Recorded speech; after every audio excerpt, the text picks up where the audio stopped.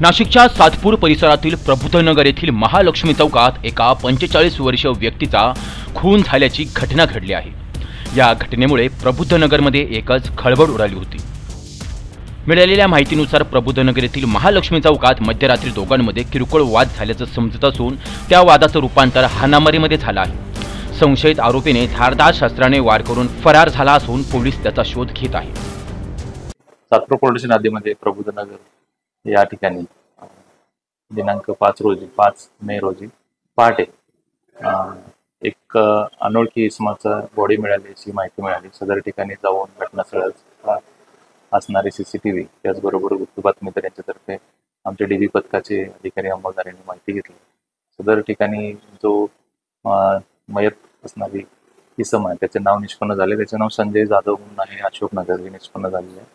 तसेच त्यांना मारणारे दोन्ही संशयित इसम आम्ही ताब्यात घेतलेले, त्यांची चौकशी सुरू आहे।